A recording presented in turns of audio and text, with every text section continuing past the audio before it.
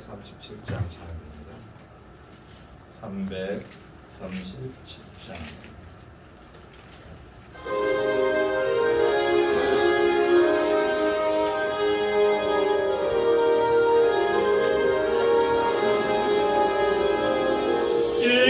이해하신 곳에 주여 내 말 들어서 죄인으로 하실 때에 날 부르소서. 주여 주여 내 말 들어서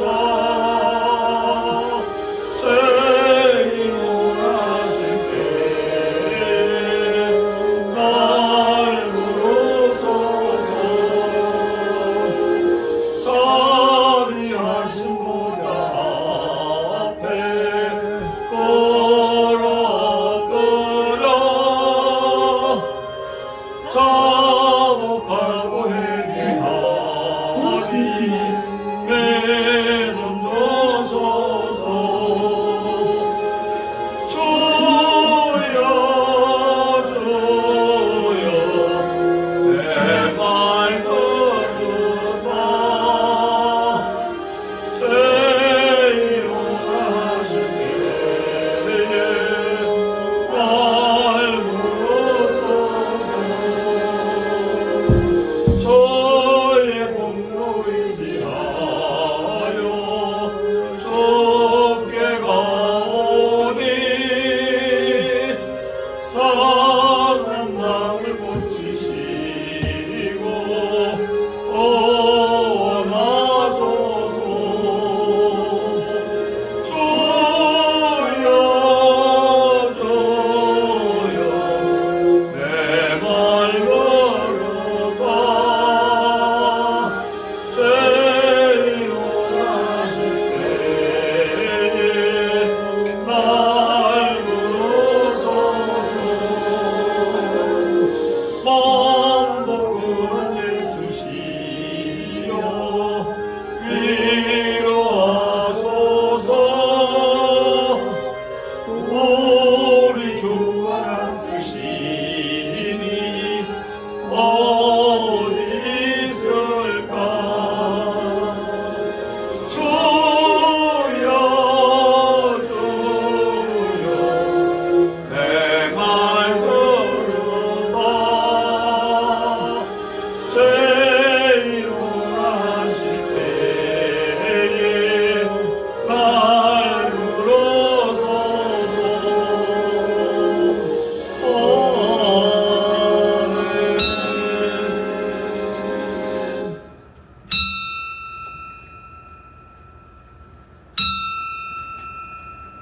다 같이 묵상 기도드리시므로 주일 오후 예배 하나님께 드립니다. 다 같이 묵도 드립니다.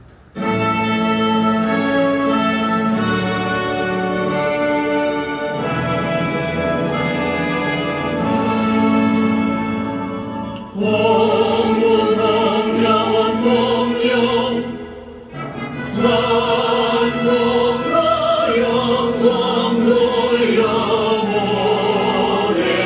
돌려보내세. 내 소지는까지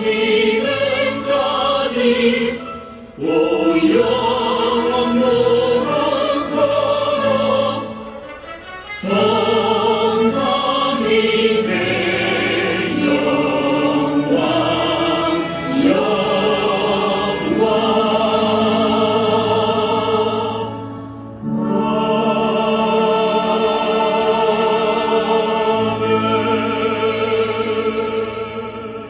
대저 의인의 길은 여호와께서 인정하시나 악인의 길은 망하리로다. 같이 사도신경으로 신앙 고백 드립니다.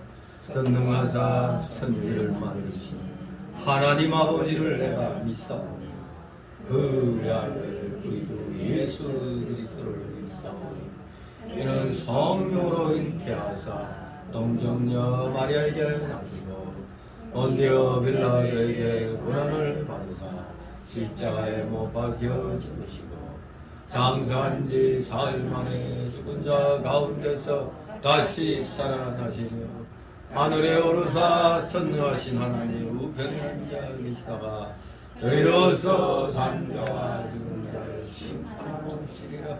성령을 믿사오며 거룩한 공예와 성도가 서로 교통하는 것과 죄를 사하여 주시는 것과 몸이 다시 사는 것과 영원히 사는 것을 믿사옵나이다. 아멘. 같이 찬송가 45장 찬송가 45장 하나님 앞에 드립니다. 45장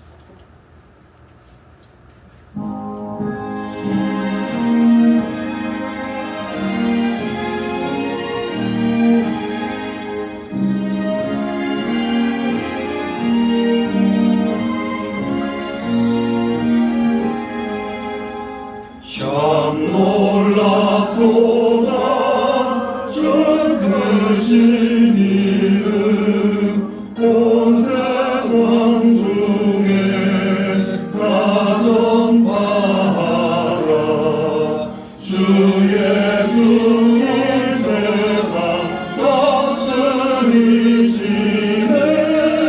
그 높으신 이름 참 영화롭다. 주는 영으로 늘 보호하고 늘 우리 곁에 함께 계시네. 그 보좌 앞에서 큰 무리 모여 구속하신 주를 찬양하리라. 저 보좌 위에 앉으신 주께 큰 소리 높여 영광 돌리세. 저 전문 천사들 그 보좌 앞에 다 머리 숙여서 경배드리네. 주 하나님께 다 찬양하라. 영광의 권능 지혜와 존귀 저 천사와 함께 주께 돌리고 그 영원한 사랑과 감사하세.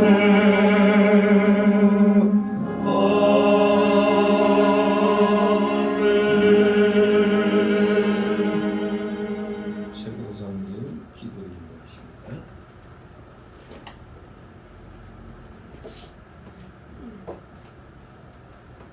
생명의 구원이 되시고 우리의 생사하복을 주관하신 하나님 아버지, 한 주간의 삶도 인도하시는 하나님 아버지께 찬양과 영광을 돌립니다. 예수 그리스도의 피로 정결케 하시고 오직 성령의 충만함을 받아서 하나님의 인자하심과 선하심으로 기뻐하며 온전하신 뜻 가운데 거하기를 소망합니다. 무엇보다도 하나님의 자녀여 백성을 기억하며 살기를 원하고 십자가의 죽음을 이기고 부활의 능력으로 말미암아 완전히 변화된 피조물로 살게 하여 주시니 만만 감사를 드립니다. 주님, 이전 것은 지나갔으나 보라 새 것이 되었도다. 주님의 말씀을 사모하며 오늘도 제 모든 삶의 발걸음이 선하신 주님의 계획 가운데 동참하면서 주님과 함께 걸어나가는 삶의 여정이 되도록 인도하여 주시옵소서. 6월은 국가 보훈의 달입니다. 전쟁의 참상을 다시 한번 생각하게 하신 주님, 이 한국의 전쟁으로 죽어간 영혼이 숭고한 죽음이 헛되지 않도록 저희가 민족의 안보를 지킬 수 있는 손이 되게 하여 주시옵소서. 전쟁을 모르는 세대들은 한국 전쟁의 아픔과 상처를 잊어가고 있습니다. 이런 전쟁의 비참함을 잊지 않게 하여 주시옵시고 국방력과 경제력을 갖추고 다시는 이 땅을 피로 물들지 않게 하기를 원합니다. 끊임없이 전쟁을 도발하기 위해 혈안이 되어 있는 사탄의 실체를 깨닫게 하시고 거룩한 영적 전쟁에는 우리를 기도합니다. 전쟁이 남긴 파괴와 한패 가운데 있는 이 민족에게 재건의 용기를 허락하셔서 세계적인 경제 대국으로 부상할 수 있게 하시며 감사드립니다. 그러나 이 땅에 끊임없이 마귀들이 들끓고 있습니다. 이 나라 이 민족을 이끌고 나가야 할 이정자들이 북한 대변인이 되어서 이 나라 경제를 망치며 이 나라를 나락으로 떨어뜨리고 있습니다. 하나님 아버지, 이 나라 이 민족을 하나님 앞에 바로 서갈 수 있도록 교회들이 각성하며 바로 섰기를 원합니다. 하나님 아버지, 이 나라 이 민족 이 땅을 고쳐 주시옵소서. 오늘도 주님의 말씀을 통하여 우리의 속사람이 변화되고 은혜가 충만한 시간 되게 하여 주시옵소서. 온전한 마음과 뜻과 정성을 다해서 예배드리게 하시고 단위에 세워주신 목사님을 권능의 손으로 붙들어 주시고 선포되는 말씀을 통하여 주님께서 저희에게 향하신 뜻이 무엇인지 일깨워 주시옵소서. 치유되는 복된 은혜의 시간이 되게 하옵소서. 예수 그리스도 이름으로 기도드립니다. 아멘. 감사드립니다. 이후 시간 함께 은혜 나눌 말씀은 오전에 이어서 사사기 9장 22절에서 57절까지의 말씀을 보도록 합니다. 22절에서 57절까지 교대로 있습니다. 사사기 9장 22절 제가 먼저 읽습니다. 아비멜렉이 이스라엘을 다스린 지 3년에 하나님이 아비멜렉과 세겜 사람들에게 악한 신을 보내시매 세겜 사람들이 아비멜렉을 멸하였으니 이는 여룻바알의 아들 70인에게 행한 포악한 일을 갚되 그 형제를 죽여 피 흘린 죄를 아비멜렉과 아비멜렉의 손을 도와서 그 형제를 죽이게 한 세겜 사람에게도 돌아가게 하십니다. 세겜 사람들이 산들을 곱게 사람을 욕하여 아비멜렉을 욕게 하고 무릇 그 길로 지나는 자를 다 떠나게 하니 혹시 그것을 아비멜렉에게 구하노라. 에벳의 아들 가알이 그 형제로 더불어 세겜에 이르니 세겜 사람들이 그를 의뢰하니라. 그들이 밭에 가서 포도를 거두어다가 밟아서 연회를 배설하고 그 식당에 들어가서 먹고 마시며 아비멜렉을 저주하니 에벳의 아들 가알이 가로되 아비멜렉은 누구냐? 세겜은 누구이기에 우리가 아비멜렉을 섬기리요? 그가 여룻바알의 아들이 아니냐? 그 장가는 수불이 아니냐? 차라리 세겜의 아비 하몰의 후손을 섬길 것이라. 우리가 어찌 아비멜렉을 섬기리요? 이 백성이 내 수하에 있었다면 내가 아비멜렉을 저주하였으라 하고 아비멜렉에게 내 은혜를 하고 나오라 하노라. 그 성읍 장관 스불이 에벳의 아들 가알의 말을 듣고 노하여 사자를 아비멜렉에게 가만히 보내어 가로되 부서서 에벳의 아들 가알과 그 형제가 세겜에 이르고 성읍 무리를 통하여 당신을 택하게 하니 당신은 당신을 좇은 백성으로 더불어 밤에 일어나서 밭에 매복하였다가 아침 해뜰 때 당신이 일찍 일어나 이 성읍을 성상하며 가알과 그를 두는 백성이 나와서 당신을 매졌다니 당신은 피해를 보아 그들에게 행하소서. 아비멜렉과 그를 좇은 모든 백성이 밤에 일어나 네 때로 나눠 세겜을 대하여 매복하였더니 에벳의 아들 가알이 나와서 성읍 입구에 서서되 아비멜렉과 그를 두는 백성이 매복할 곳에서 일어난다. 가알이 그 백성을 보고 스불에게 이르되 보라 백성이 산 꼭대기에서부터 내려오는도다.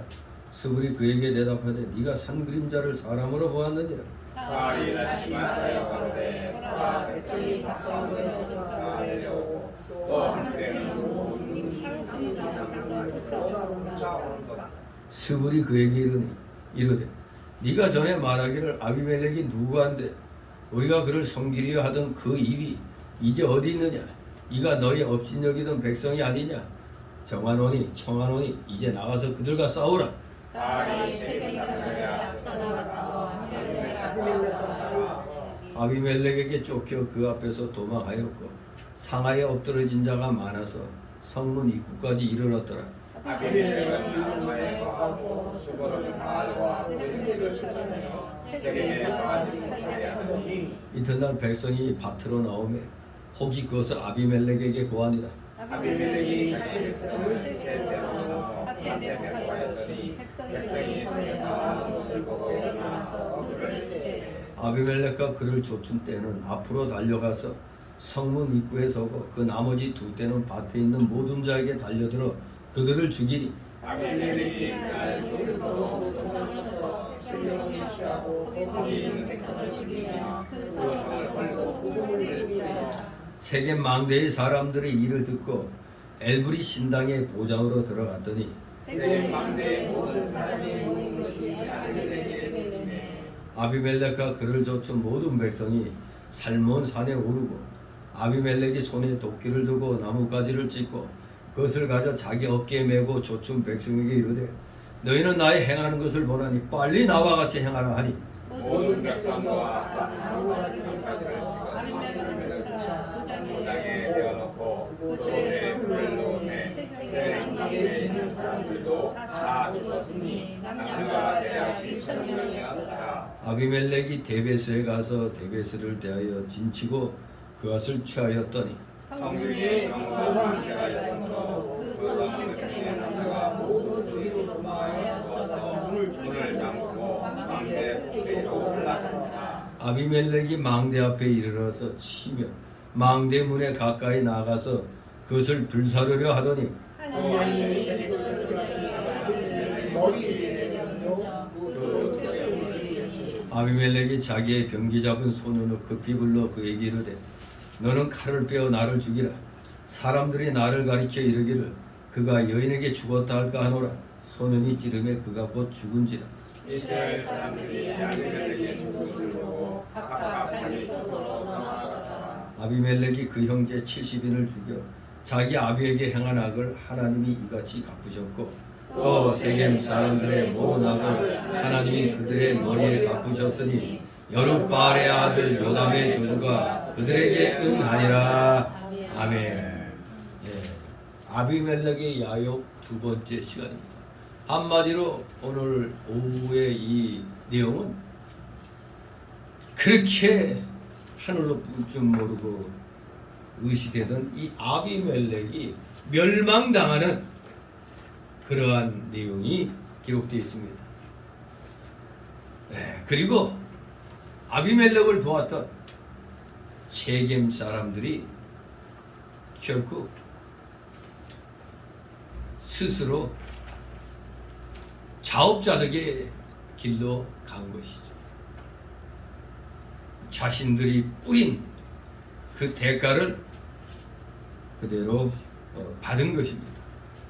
오늘 이 오후 시간의 내용을 크게 세 단락으로 나눠서 살펴봅니다. 첫 번째 단락은 22절에서 29절까지로 아비멜렉을 배반한 세겜 사람들. 두 번째 단락으로는 30절 49절 세겜 사람들을 교육한 아비멜렉. 좋게 말해서 교육했는데 살육한 아비멜렉이죠. 살육함으로 교육을 시켰어요. 세 번째 단락으로 50절 57절 데베스 전쟁에서 죽임당한 아비멜렉. 이렇게 세 단락으로서 나누어 살펴봅니다. 먼저 이 22절에서 그 49절까지 보면은 아비멜렉을 배반한 세겜 사람들이 그 대가를 치르는 것을 보게 됩니다.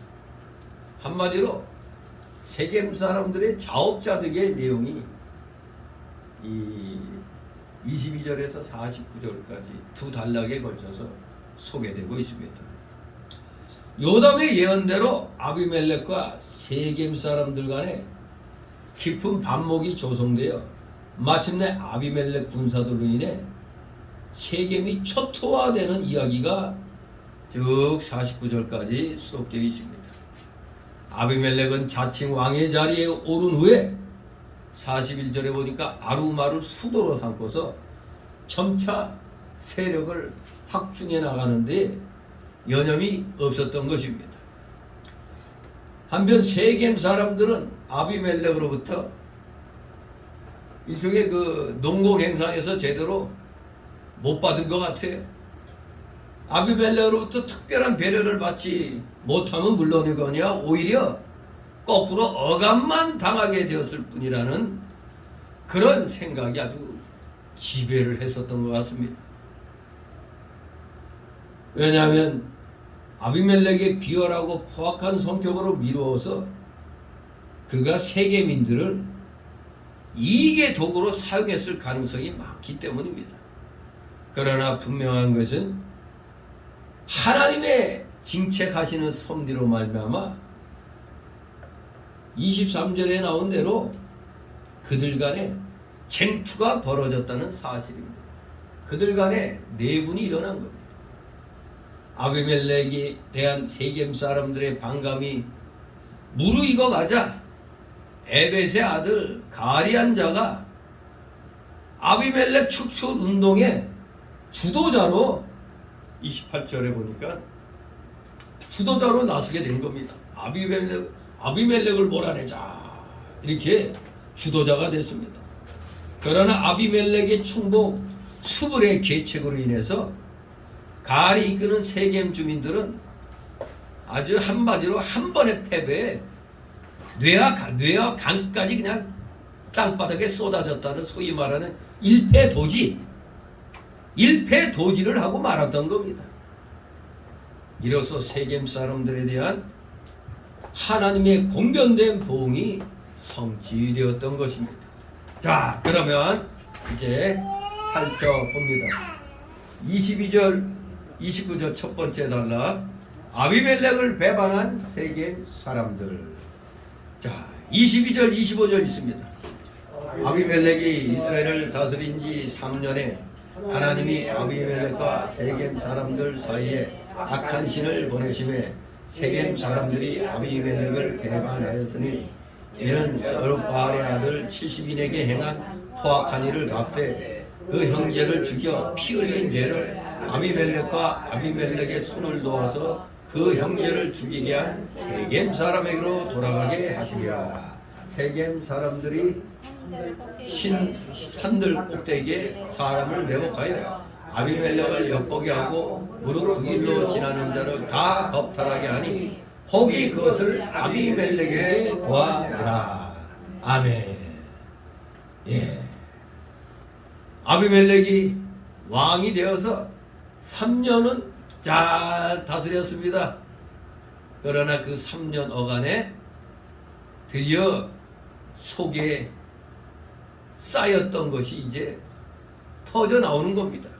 물론 이 3년이란 기간은 아비멜렉이 회개할 수 있는 좋은 기간이기도 했습니다. 그러나 회개하지 않고 그대로 권력이 졌사오니 하고 나갔습니다. 그랬더니 하나님이 악한 신을 보내어 세겜 사람들이 아비멜렉을 배반하도록 하였다 이렇게 말씀하고 있습니다. 근데 우리가 조심해야 되는 것 무엇이냐? 교리적으로 지금 여기 하나님이 아비멜렉과 세겜 사람들 사이에 뭐를 보냈다고요? 악한 신을 보내심에. 이걸 요 글자 그대로 이해하면은 문제가 생깁니다. 이 악한 신이 공동 번역에는 악령, 즉 evil spirit, 악령으로 나와 있습니다. 악한 신이 하나님께로부터 보내어졌다는 이 23절의 표현은 매우 의아스럽게 보일 수도 있습니다. 그러나 우리는 이를 문자적으로 이해해서는 안 됩니다. 하나님께서는 결코 악의 근원이 되지 아니하십니다. 다만 하나님의 주권적 섭리하에서만 악한 세력의 활동까지도 용인하고 계실 뿐입니다. 그 악한 세력의 활동을 그대로 용인하시는 겁니다. 저들 스스로 망하도록 용인을 하시는 것뿐입니다. 다시 말해서 하나님께는 악이 조금도 있을 수 없다는 것입니다. 요한일서 1장 5절. 하나님께는 악이란 건 조금도 없는 겁니다. 하나님은 절대선이죠. 절대선이잖아요. 이와 관련하여 철저히 배격되어야 할 또 하나의 잘못된 사상이 오늘날 기독교계에 그대로 옛날이나 지금이나 흐르고 있어요. 즉 선과 악의 존재가 각각 절대적이고 영구적이라고 믿는 이원론 사상. 이 하나님께는 악이란 건 없습니다. 절대 선이기 때문에 단지 교만하여 타락한 이 천사가 바로 공중의 권세 잡은 사단이 돼서 온갖 악신들을 지금 부리고 있죠. 바로 그 공중의 권세 잡은 자들을 하나님의 그 작정 안에서만 요 계획해 놓으신 그 안에서만 움직이는 겁니다. 근데 무슨 악이 절대 악이 아닌 겁니다. 하나님의 절대 선에 의해서 통제되고 있는 겁니다. 벌을 받아야 될 사람들에게는 악신이 그냥 행하게 묵인하고 계시는 겁니다. 지금 여기 둘 다 아비멜렉이나 세겜 사람들이나 둘 다 악한 짓을 한 거예요. 악한 일을 한 자도 악하지만 악한 일을 한 자를 편드는 자도 똑같이 악한 겁니다. 제가 말씀드린 대로 간첩이란 걸 뻔히 알면서도 간첩을 도와주는 사람은 역시 똑같이 간첩이라는 얘기입니다. 분명히 알아야 됩니다. 여기 아비멜렉이나 세겜 사람들은 이제 공생관계에서 이제 적대적으로 바뀌는 겁니다. 그러므로 세겜 사람들이 아비멜렉을 대적하여 이제 산길에서 지나가는 사람을 강탈하게 되었습니다. 즉 하나님이 세겜 사람들로 하여금 아비멜렉을 배반하도록 여기에 나온 대로 악신을 보낸 것처럼 된 것은 결코 아비멜렉이 그 형제 70인의 피를 흘린 죄에 대한 하나님의 심판인 겁니다. 우리가 잘 알아야 돼요. 형제 자매의 피를 흘리게 한 자는 반드시 그 대가를 치르는 것입니다. 26절 29절 있습니다. 에벳의 아들 가알이 그 형제로 더불어 세겜에 이르니 세겜 사람들이 그를 의뢰하니 그들이 밭에 가서 포도를 거두어다가 밟아 짜서 연회를 배설하고 그 신당에 들어가서 먹고 마시며 아비멜렉을 저주하니 에벳의 아들 가알이 가로되 아비멜렉은 누구며 세겜은 누구이게 아비멜렉을 섬기리요 그가 여룻바알의 아들이 아니냐 그 장관은 수불이 아니냐 차라리 세겜의 아비 하몰의 후손을 섬길 것이다. 우리가 어찌 아비멜렉을 섬기리요 하하 이 백성이 내 수하에 있었다면 내가 아비멜렉을 제하였으리라 하고 아비멜렉에게 네 군대를 더하고 나오라고 말하니라. 아멘. 에벳의 아들 가 그가 누구였는지 또 어느 집과 어느 족속이었는지는 알 길이 없습니다. 단지 그의 아버지의 이름이 에벳이라는 이 이름을 가지고 추정해 볼 수 있는 게 이 에벳이 히브리어로 볼 때는 에벳의 뜻이 종 또는 노예라는 뜻입니다. 그러기 때문에 그 이름을 추측해 보니까 아마 이 에벳은 천민 출신이 아닌가 그렇게 추정해 볼 수가 있겠습니다. 아마 그는 세겜 사람들의 불만을 이용해서 스스로의 야욕을 달성해 보려 했던 뭔가였을 것이다. 그렇게 이 에벳의 아들 가알을 평가하는 겁니다. 바로 이 가알은 자신의 야욕을 실천하기 위해서 아비멜렉을 반대하기 위해 세겜에 내려가 세겜 사람들이 섬기는 바알의 집에 모여서 연회를 했습니다. 연회를 배설했다. 포도 수확기는 가장 즐거운 계절 중에 하나였음을 이사야 16장 9절 10절 예레미야 25장 30절을 통해서 우리가 알 수가 있겠습니다. 포도를 수확할 때는 그야말로 즐거운 계절이 되는 겁니다. 그 기간 동안 우상의 신전에서 베풀어졌던 이 축제와 향연은 종종 타락과 즉 타락의 그런 온상무시를 하기도 했습니다. 세겜 사람들은 여호와가 아니라 바알신에게 감사의 제물을 바쳤던 것입니다. 이렇게 연애를 하면서 또 나름대로 준비해온 또 선동을 또 합니다. 근데 이 가알의 선동은 그들에게는 맞는 말이었어요. 뭐냐? 아비멜렉이 누군데 섬기냐 이겁니다. 아비멜렉은 누구의 아들이라고? 기드온, 여룹바알의 아들이잖아요. 저 기드온이 무슨 짓을 했느냐? 자기네 동네 와서 바알의 단을 파괴했잖아요. 자기네 신의 단을 파괴한 기드온의 아들이기 때문에 절대 세겜인의 왕이 될 수 없다. 뭐 세겜 사람들이 입장에서 볼 때 맞는 말이죠. 그리고 순수한 세겜 사람 가운데서 난 사람이 왕이 돼야 한다 하니까 아 맞다. 지당한 말씀. 그렇게 이제 또 가알에게 선동됩니다. 그러면서 큰 소리 칩니다. 세겜 백성이 내 수하에 있었더라면 아비멜렉을 제거했을 것이라고 큰 소리를 칩니다. 그러면서 큰 소리 치면서 또 뭐라고 했느냐? 차라리 우리가 그럴 바에는 세겜의 아비 하몰의 후손을 섬기는 게 맞다. 그래야 되는데 우리가 어찌 아비멜렉을 섬기느냐 이겁니다. 공동 번역에 보면은 차라리 세겜의 아비 하몰의 후손을 섬길 것이라는 이 내용은 그 여룹바알의 아들과 그의 신복 수불이 도리어 세겜의 조상인 하몰 집안 사람들을 도리어 섬겨야 할 거 아닙니까? 이렇게 되어 있습니다. 우리가 섬기는 게 아니라 여룹바알의 아들과 신복 수불이 세겜 조상 하몰 집안 사람들을 섬겨야 되는데 어찌 우리가 아비멜렉을 섬기느냐 이겁니다. 지금 아비멜렉을 섬기고 있잖아요. 이게 거꾸로 돼야 맞다 이겁니다. 즉 가알은 세겜 통치의 정통성을 주장하고 있는 것입니다. 정통성. 특히 그는 아비멜렉의 아비인 기드온이 바알의 산당을 파괴한 사실을 세겜 주민들에게 다시 상기를 시키는 겁니다. 그래서 아비멜렉에 대한 반감을 더욱 부채리했던 겁니다.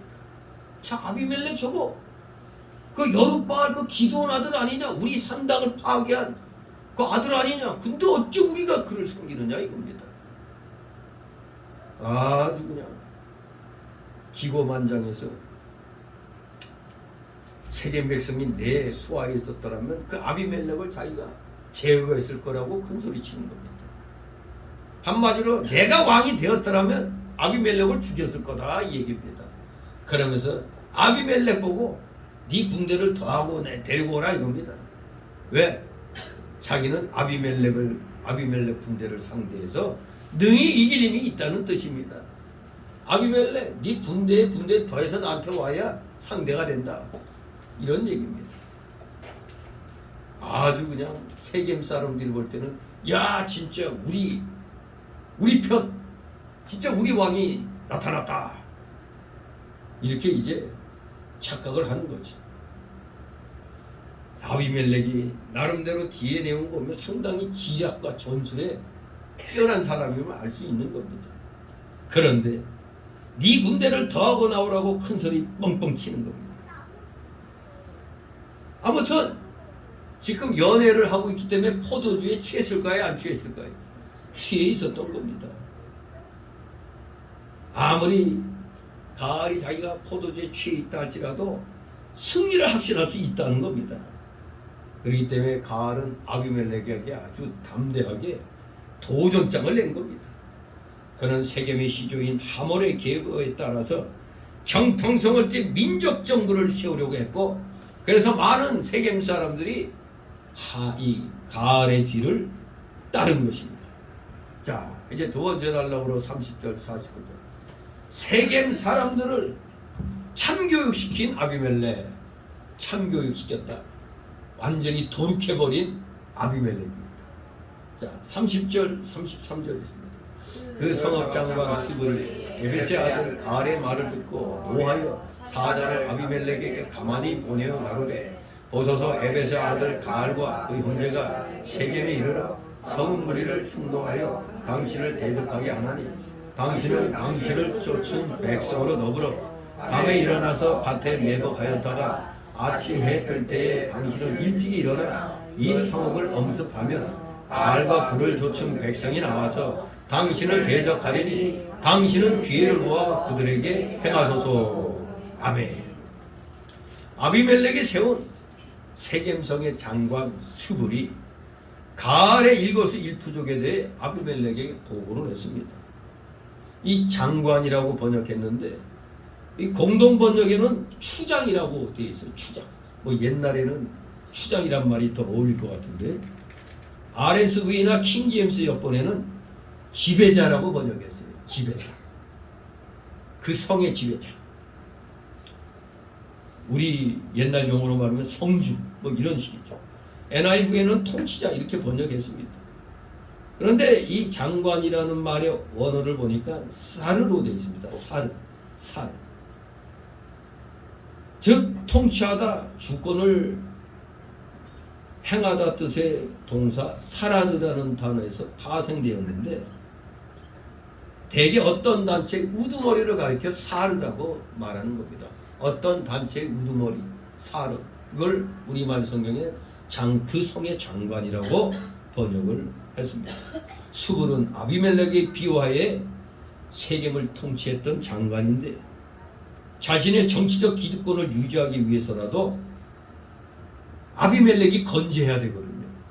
아비멜렉이 무너지면 자기는 이 우두머리 자리에서 쫓겨나니까 어떻게든지 자기 기득권을 유지하려고 아비멜렉의 몰락을 반드시 막아야 할 필요가 있었던 겁니다. 그래서 사자를 비밀히 보내갖고 일거수일투족의 그 성 안의 상황을 얘기를 해준 겁니다. 그는 가알이 아비멜렉을 대적하고 모발을 획책하고 있으니 밤에 매복했다가 새벽에 가알을 치라고 이렇게 밀서를 보낸 겁니다. 예, 한마디로 지금 성 안에서 반역이 일어났다. 반역이 일어났다는 걸 통보해 준 겁니다. 더군다나 뭐 어떻게 치라는 것까지 얘기해 주고 있죠. 밤에 일어나서 밭에 매복했다가 아침 해 뜰 때 성을 엄습하라고 하여 가르쳐 주고 있습니다. 스불은 아비멜렉 귀하에서 그 성읍의 장관이었기 때문에 세겜의 정황을 아비멜렉에게 알리지 않을 수가 없었습니다. 그런데 자신의 세력이 가알의 영향력을 꺾기에는 좀 부족했기 때문에 스불은 겉으로는 공개적으로 행동을 못하고 있었던 겁니다. 따라서 은밀하게 밀사를 보내서 아비멜렉에게 세겜의 상황을 알렸던 겁니다. 그러면서 어떻게 공격할 것인가를 알려줬습니다. 매복했다가 공격하라. 매복은 구약에 자주 등장하는 전술 중에 하나입니다. 우리 옛날 전쟁에 있어서 매복은 기본이죠. 또 현대 전쟁에서도 적이 진격해오는 길목에 딱 매복해 있다가 그냥 쏟아 부어버리는 거죠. 예나 지금이나 이 매복은 아주 전술 중에 하나입니다. 구약 성경 여호수아 8장 2절에 보면 아이성 전투 때 아이성 전투에서 성공을 거둔 그런 사례가 있었죠. 매복했다. 아무튼 이렇게 아비멜렉에게 반드시 반역자들은 밤에 매복했다가 새벽에 저 반역자 가알을 치라고 밀서를 써 보냈습니다. 34절 40절 있습니다. 아비멜렉과 그를 좇은 모든 백성이 밤에 일어나 네 때로 나누어 세겜을 대하여 매복하였더니 에벳의 아들 가알이 나와서 성문 입구에 설 때 아비멜렉과 그를 쫓은 백성이 매복하였던 곳에서 일어난지라. 가알이 그 백성을 보고 수불에게 이르되 보라, 백성이 산 꼭대기에서부터 내려오는도다. 수불이 그에게 대답하되 네가 산 그림자를 사람으로 보았느니라. 가알이 다시 말하여 가로되 보라, 백성이 가까운 데로 쫓아 내려오고 또 한때는 무어누님 상수의 나무길로 쫓아오는도다. 수불이 그에게 이르되 네가 전에 말하기를 아비멜렉이 누구한테 우리가 그를 섬기려 하던 그 입이 이제 어디 있느냐? 이가 너희 업신여기던 백성이 아니냐? 청하노니 이제 나가서 그들과 싸우라. 가알이 세겜 사람들의 앞서 나가서 아비멜렉과 싸우다가 아비멜렉에게 쫓겨 그 앞에서 도망하였고 상하여 엎드러진 자가 많아서 성문 입구까지 이르렀더라. 아멘. 네, 아비멜렉이 밤에 자기의 군대를 네 대로 나눠 매복시켰습니다. 그리하여 아침 일찍이 세겜성을 향해 쳐들어갔습니다. 아비멜렉에게는 이 에벳의 아들 가알이 반역자 아닙니까? 자신을 반역한 거 아닙니까?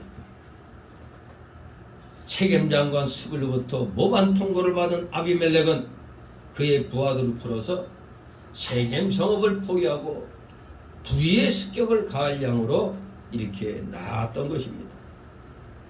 그동안 수불은 기고만장해진 가알에게 짐짓 복종하는 채 하면서 36절에 보니까 완전히 가알에게 전세가 불리해지도록 유도를 한 것을 보게 됩니다. 막 가알을 막 부추깁니다. 아니, 나가서 깨부셔라. 그렇게 장담하던 그 패기가 어디 갔느냐? 가서 당당하게 싸워 물리치라고 그냥 막 또 선동합니다. 마침내 아비멜렉의 부하들이 목전에까지 당도했을 때 가알은 진퇴양난의 사태에 직면하게 되었습니다. 즉 전쟁을 피하여 도망하자니 자신의 호언장담과 38절의 그 수불의 조롱이 마음에 걸렸고 막상 나가서 싸우자니 이른 아침이라 미처 전투 태세를 갖추지도 못한 그런 다급한 상황이었던 것으로 보입니다. 결국 가알은 세겜 사람들의 선두에 서서 싸움을 지휘하는 결단을 보였지만 전력면에서 그리고 지형적 위치면에서 불리한 이 가알의 군대는 패주할 수밖에 없었습니다. 아비멜렉은 자기 군대를 무려 네 대로 나누었습니다. 네 단위로 나눠가지고 병력을 소단위로 나누게 되면 적의 관측을 피하기 용이할 뿐만 아니라 여러 방향에서 공격할 수 있는 그런 장점을 갖고 있는 겁니다. 정말로 아비멜렉은 아주 전술 전략에 뛰어난 사람입니다. 근데 멍청하게 가알은 그냥 자기 용기만 믿고 군대를 거느리고 아비멜렉이 지금 매복해 있는데도 모르고 싸우러 나갔습니다. 그랬더니 사방에 매복해 있던 아비멜렉 군대가 일제히 일어나 치니 가알의 군대가 그냥 걸어만 안 살려나 되는 거죠. 갑자기 공격당하니 정신 못 차리고 그냥 막 죽임을 당합니다. 도륙당하는 거예요. 또 가알은 또 그래도 장수라고 어찌어찌 피해가지고 도망쳤습니다.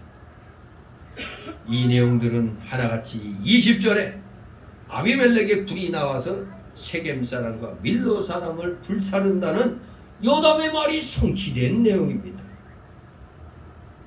정말로 이 에벳의 아들 가알이 조금만 좀 현명했더라면 수불이 막 선동한다 하더라도 전술 전략을 짰어야 되는데 이제 나가서 그들과 싸우라고 선동하니까 또 아까 큰 소리 치던 게 있으니까 나갔다가 그냥 당해버린 겁니다. 만일 가알이 성문을 굳게 잠근 채 수비에만 전력을 기울였더라면 아비멜렉의 세겜성 공략은 사실 몇 배나 힘들었을 것입니다. 성을 뺏으려고 공성전 벌이는 건 무지하게 어려운 거거든요. 딱 굳게 닫고 성을 지키면은 공격하는 측은 굉장히 어려워요. 이 성을 공격하는 게. 그래서 그 성의 장관이었던 스불은 이 가알이 성문을 굳게 잠그고 전투하면은 이 아비멜렉이 불리해지니까 의도적으로 가알의 자존심을 부추긴 겁니다. 그 큰 소리 치던 용기 어디 갔느냐? 나가서 싸우라! 이렇게 부추겨가지고 정면 대결로 유도를 했던 겁니다. 결국 이 유도에 넘어가서 가알은 쫓기는 신세가 되어버린 겁니다. 41절 45절 있습니다. 아비멜렉은 아루마에 거하고 스불은 가알과 그 형제를 찾아내어 세겜에 거하지 못하게 하더니 이튿날 백성이 밖으로 나오매 혹이 그것을 아비멜렉에 고하니라. 아비멜렉이 자기 백성을 세 떼로 나누어 밭에 매고 해왔다하니 백성이 성에서 나오는 것을 보고 일어나서 그들을 치되 아비멜렉과 그를 쫓은 때는 앞으로 달려가서 성문 입구에 서고 그러나 두 때는 밭에 있는 모든 자에게 달려들어 그들을 죽이니 아비멜렉이 그날 종일토록 그 성을 쳐서 필경을 취하고 거기 있는 백성을 죽이며 그 성을 헐고 소금을 뿌리니라. 아멘. 완전히 사면초가 같이 몰려가지고 완전히 이제 죽임을 아예 도륙당하는 그런 상황이 됐던 겁니다. 이 아비멜렉이 아루마에 이렇게 아루마에 거했다는 것, 이 아루마는 세계 근방인 것만은 분명하지만 오늘날 달리 알려져 있지는 않습니다. 정확하게 어딘가. 여호야김의 모친의 출생지인 루마와 같은 곳인지도 모른다고 얘기를 합니다. 열왕기하 23장 36절에 여호야김의 모친의 출생지가 루마라, 그걸 말하는가. 이제 가알이 아비멜렉의 군대에 파하여 그 힘을 상실하게 되자 스불은 이젠 아비멜렉이 안 도와줘도 자기 독자적인 힘만으로도 능히 가알과 그 추종 세력을 몰아낼 수 있다는 자신감이 생겨서 지금 이 스불이 가알과 그 형제를 찾아내서 세겜에 완전히 이제 거하지 못하게 만들어 버리는 겁니다. 아비멜렉 군대에 패하기 전까지는 가알의 군사력이 스불보다 셌기 때문에 복종하는 채 했다가 이제는 이제 자기의 계략에 이 가알이 넘어가 가지고 패전하니까 이때서야 때는 이때다 하고 이제 가알을 공격을 한 것입니다.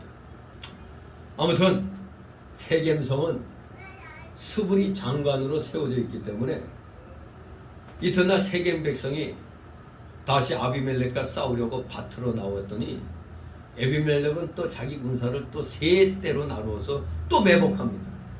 그래서 백성이 나오는 것을 보고 한때는 성문을 지켜 성으로 들어가지 못하게 퇴로를 차단해 버립니다. 그리고 나머지 두 때는 달라붙어 치니 그야말로 사방에서 공격을 당하는 겁니다. 그러니 세겜 사람들이 거의 다 죽고 말았던 겁니다. 중국 고서에 나오는 그 사자성어 사면초가 황후와 유방 그 싸움에서 초나라 군대가 이제 완전히 유방 군대의 포위가 되고 있습니다. 그러니 저 황후 군대들을 이 정신적인 전력을 떨어뜨리기 위해서 저들이 그 초나라 사람이니까 쫙 이렇게 포위하고 있던 그 유방의 군대들이 초나라 노래를 부르는 거예요. 그러니 이게 포위되어 있는 상황에서 고향이 그리워도 못 가는 하면서 이 초나라 노래가 사방에서 들려오니까 이 전투력이 급격히 그냥 떨어지는 거죠. 그냥 못하 그냥 맥도 못 쓰고 전멸당하는 겁니다. 거기서 사면초가라는 단어가 나온 겁니다. 사면초가 여긴 그냥 삼면이 아비멜렉 군대에게 쌓여가지고 모조리 괴멸당한 겁니다. 그리하여 아비멜렉 그 성을 취해서 아예 이 반역의 씨가 다시는 싹트지 못하도록 성을 헐어버리고 소금을 뿌려버렸습니다. 소금. 정말로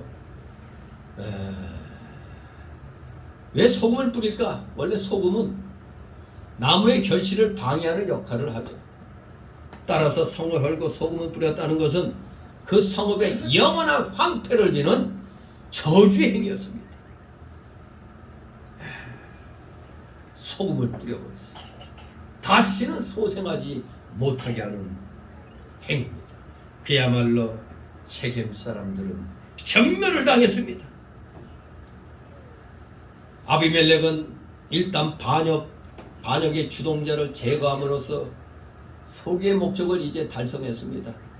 그래서 아루마로 퇴각을 한 것입니다.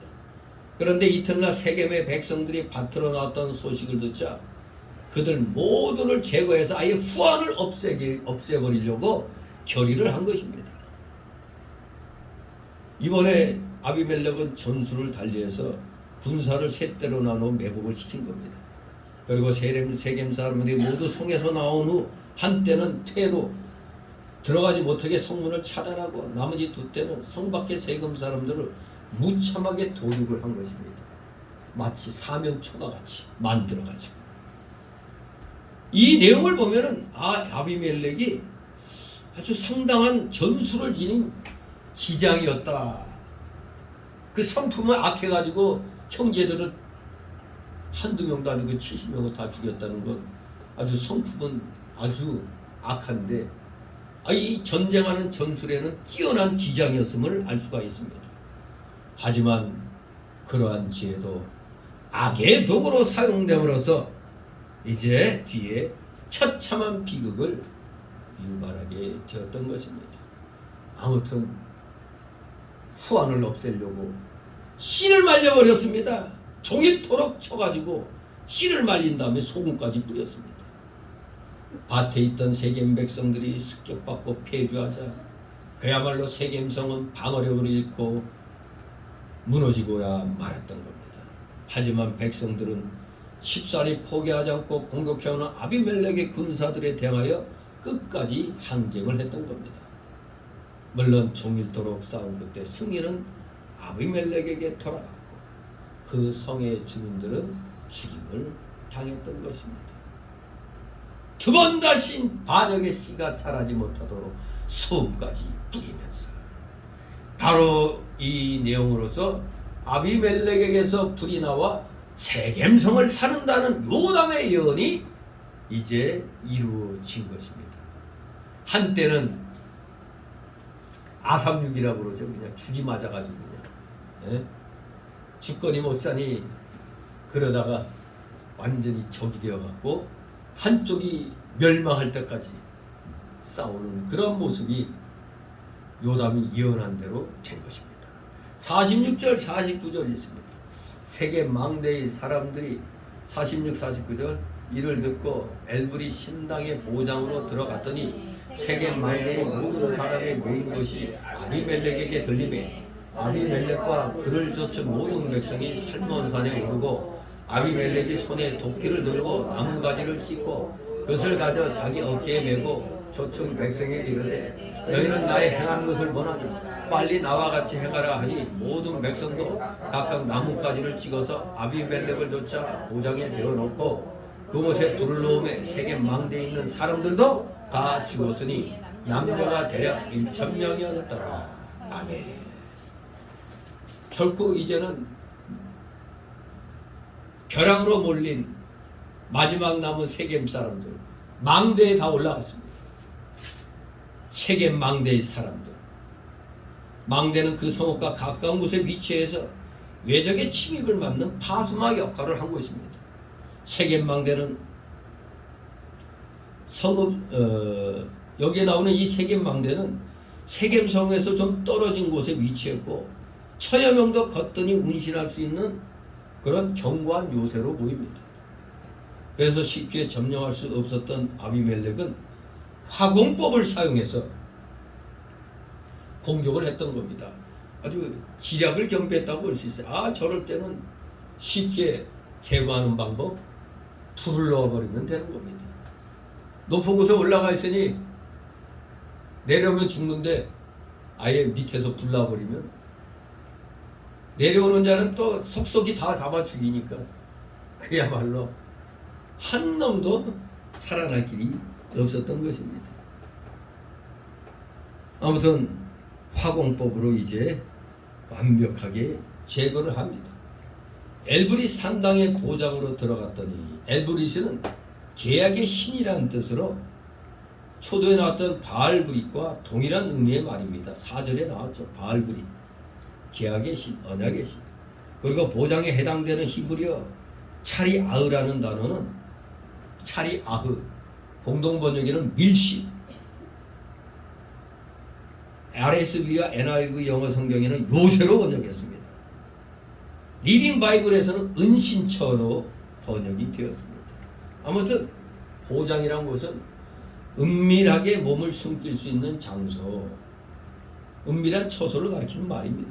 아무튼 세겜성으로부터 세겜망대로 간신히 피한 사람들은 또다시 위기를 느끼고 엘브릿 신당의 은밀한 곳을 도피처로 삼았던 겁니다. 즉 거기에는 소위 말하는 바알의 도움이 있어 안전할 줄로 믿었던 겁니다. 하지만 그들이 도피처로 삼은 보장이 결국 그들의 무덤이 되고 말았던 것입니다. 악인의 종국은 이처럼 비참하고 가련합니다. 정령 구원의 손길이 필요한 순간에 그들의 신 바알은 아무런 힘도 쓸 수가 없었습니다. 반면에 주 여호와께서는 재앙의 날에 피난처가 되신다고 예레미야 17장 17절에 말씀했습니다. 그러므로 시편 28장 8절 말씀처럼 구원의 산성이 되십니다.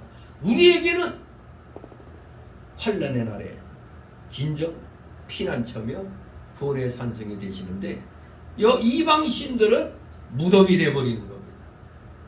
한 사람도 살 길이 없는 것입니다. 이들은 나름대로 자기 바알신이 자신들을 지켜줄 줄 알았습니다. 그래서 망대에 나아가 이 환란이 지나가기를 기다리고 있었는데 악착같이 아비멜렉과 그를 쫓는 군인들이 산에 올라가 도끼로 나무를 치고 어깨에 메고 내려와 문과 망대 밑에 잔뜩 나무를 쌓아놓고 불을 놓았습니다. 한마디로 화형시킨 거죠. 참 망대의 사람들 마치 지금으로 보면 빌딩에 불 났을 때 빌딩 안에 있는 사람들 다 타 죽는 것과 똑같은 거죠. 여기 얼마나 많이 죽었어요. 세계 망대에서 죽은 자의 수가 얼마? 1,000명가량이나 1,000명 1,000명가량이나 되었습니다. 그대로 요담의 예언이 성취가 됐습니다. 이제 마지막 세 번째 날락으로 50절 57절 데베스 전쟁에서 죽임당한 아비멜렉 50절 57절 있습니다. 아비멜렉이 데베스에 가서 데베스를 대하여 진치고 그것을 취하였더니 성중에 견고한 망대가 있으므로 그 성 백성의 남자가 모두 그리로 도망하여 들어가서 문을 잠그고 망대 꼭대기에 올라간지라. 아비멜렉이 망대 앞에 이르러서 치며 망대의 문에 가까이 나아가서 그것을 불사르려 하더니 한 여인이 맷돌 윗짝을 아비멜렉의 머리에 내리던져 그 두골을 깨뜨리니 아비멜렉이 자기의 병기 잡은 소년을 급히 불러 그에게 이르되 너는 칼을 빼어 나를 죽이라. 사람들이 나를 가리켜 이르기를 그가 여인에게 죽었다 할까 하노라. 소년이 기름에 그가 곧 죽은지라. 이스라엘 사람들이 아비멜렉의 죽은 것을 보고 각각 자기 처소로 떠나갔더라. 아비멜렉이 그 형제 70명을 죽여 자기 아비에게 행한 악을 하나님이 이같이 갚으셨고 또 세겜 사람들의 모든 악을 하나님이 그들의 머리에 갚으셨으니 여룻바알의 아들 요담의 저주가 그들에게 행하니라. 아멘. 이제 형제를 잔인하게 죽인, 그리고 세겜 사람들을 모조리 도륙해 죽인 아비멜렉이 망고강산 두람하면서 잘 살 줄 알았더니 아이고 지금 읽은 대로 아주 부끄러운 죽음을 당했습니다. 장수는 전쟁터에서 용감하게 적과 맞서 싸우다가 죽어야 장수로서의 그게 명예가 유지되는데, 아이고 여인 내가 던진 맷돌짝이 참 아주 치욕적인 그런 죽임을 당하는 겁니다. 여기 본문에 보니까 아비멜렉이 데베스를 공략하다가 여인의 맷돌짝에 맞아 수치스러운 죽임을 당하는 장면이 묘사되어 있는 겁니다. 데베스는 세겜 동북방 20km 지점에 위치한 자그마한 성읍입니다. 근데 이 데베스는 아마도 세겜과 합심해서 아비멜렉에게 대항했던 것으로 보입니다. 이미 세겜성을 공략한 바 있었던 아비멜렉에 있어서 데베스 정도는 점심 한 끼 정도밖에 해당이 안 되는 그런 양이었습니다. 아무 문제거리가 안 되는 거였습니다. 그러나 죄악을 반드시 벌하시는 하나님의 공의로우신 심판은 기고만장해 있던 아비멜렉에게 돌연 임했던 것입니다. 예, 악인의 죽음은 돌연 임하는 겁니다. 우리 김일성이 6.25 일으킨 전범 김일성이 또 같은 전범인 박헌영, 김일성이가 오래 살았죠. 박헌영이는 어떻게 보면 이 조선 공산당에선 김일성이보다도 위에 원래. 박헌영이가 6.25 전쟁에 패한 책임을 지고, 이제 김일성이는 누군가에게 책임을 물어야 했어요. 돌려야 됐어요. 그래서 박헌영이를 그렇게 공산주의의 그 선두주자였던, 자기보다도 공산주의는 선배예요, 선배. 그 박헌영이를 돌연 미국의 스파이로 몰아가지고 아주 처참하게 죽였어요. 일설에 의하면 감옥에서 고문당하고 아주 만신창이 된 상태에서 아주 샤나운 개를 안에 집어넣어갖고 물어뜯어 죽였다고 해요. 그렇게 대한민국 이 남쪽에서 남로당 그 공산 폭동을 갖다 일으키고 수많은 국민들을 도륙했던 박헌영이가 말로가 어땠다고? 미국 스파이로 김일성에게 몰려가지고 일종의 전쟁 책임지고 개에게 물어뜯겨 죽임을 당했다. 그러면 김일성이는 잘 먹고 잘 살다가 어떻게 됐다? 특각에서 일부러 김정일이가 특각에 가서 쉬라고 해놓고 갑자기 심장에 문제가 생겼을 때 빨리 헬기를 띄워갖고 병원으로 후송해야 되는데 안 보냈다고 해요. 그래서 그냥 심장병으로 죽었다는 말이 있고, 또 한편에서는 김일성, 김정일이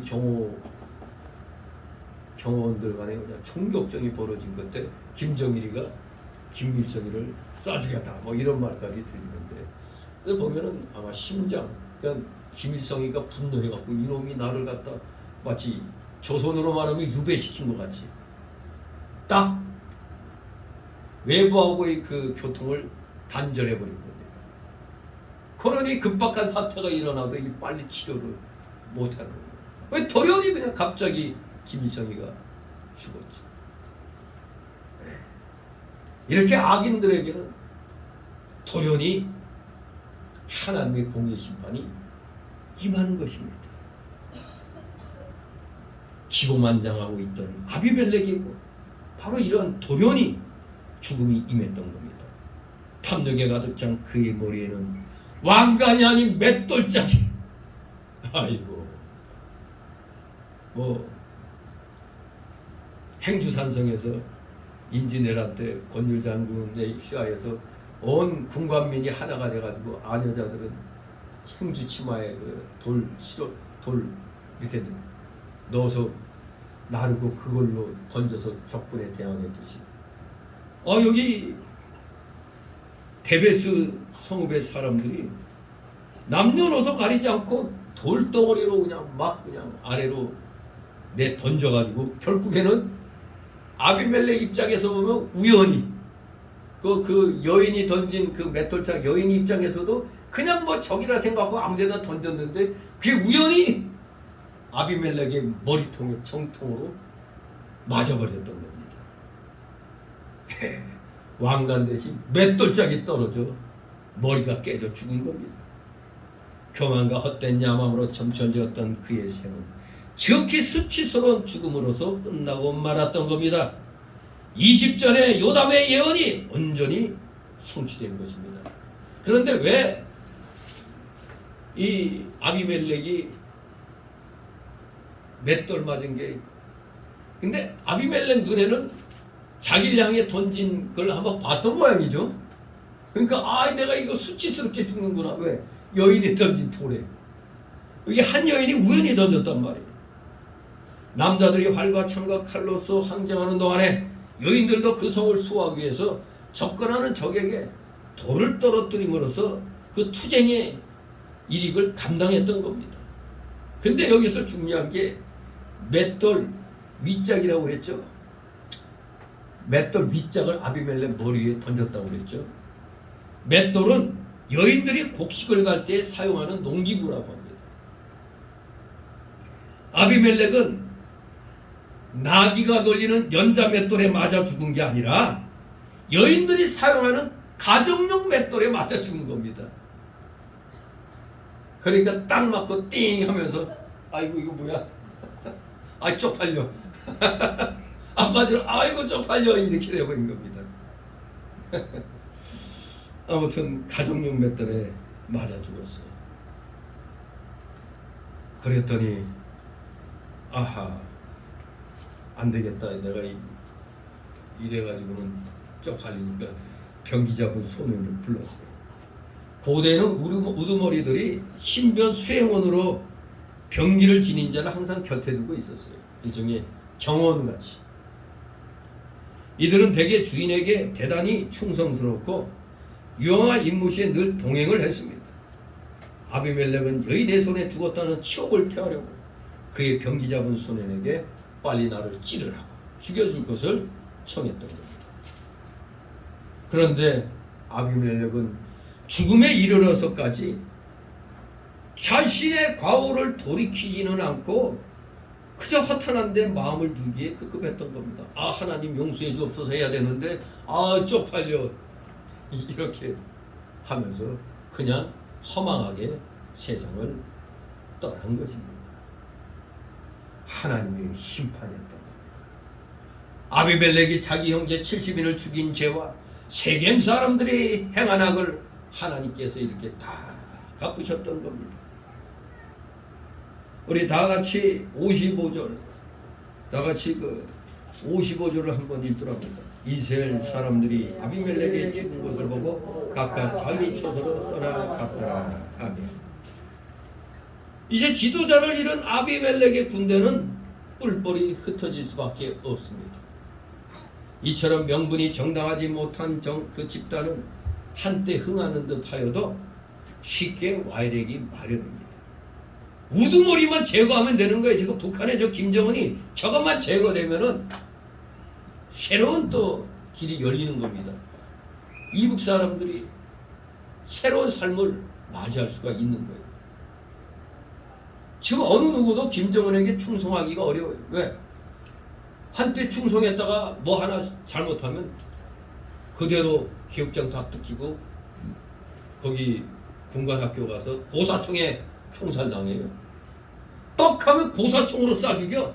뭐가 이거 사이코패스 아니에요? 고사총에 맞으면은 시신이 안 남아요. 그냥 완전히 분해돼 버려요.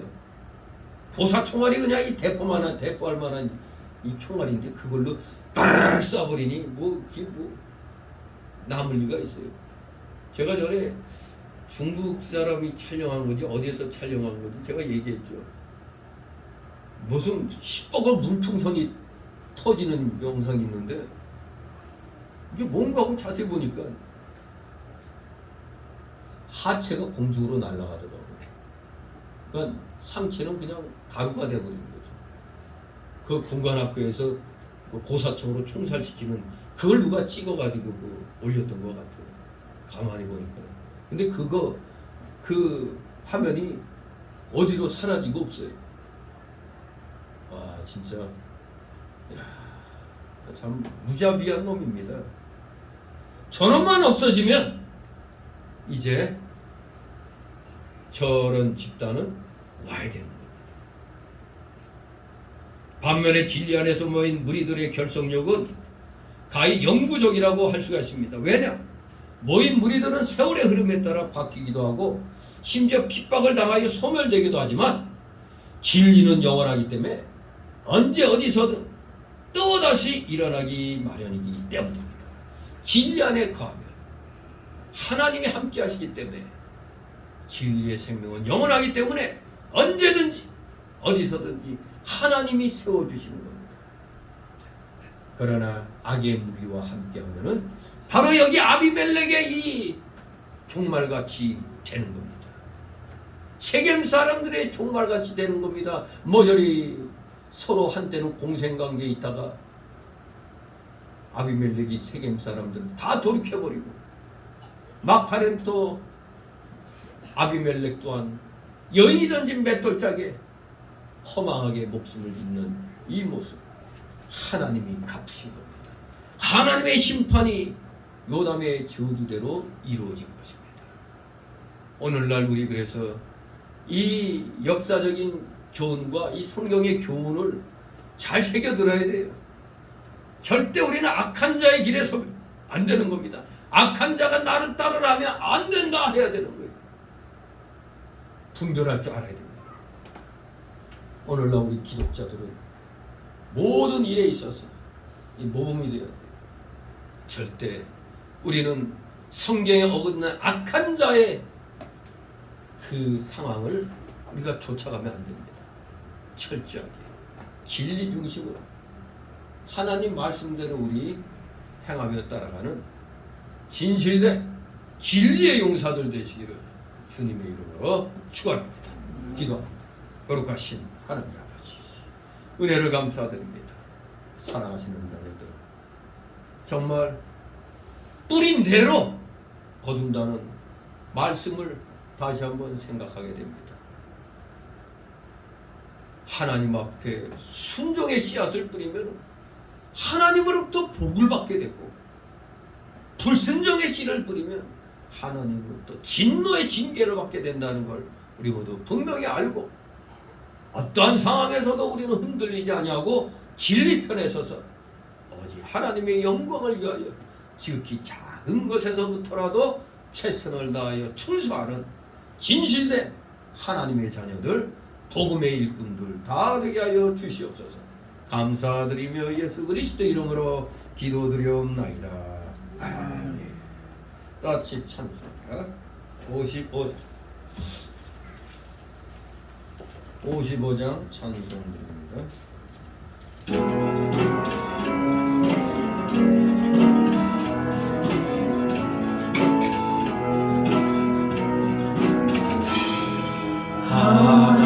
하나님의 거센 사랑 하늘에서 내리사 우리 맘에 항상 계셔 온전하게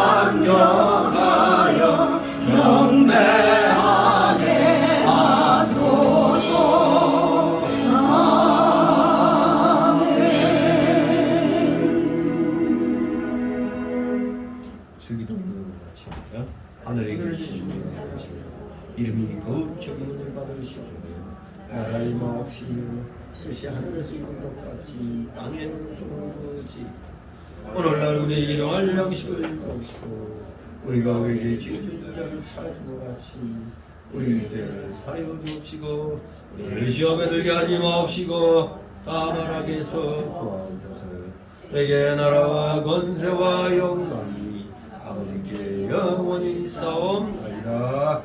아멘.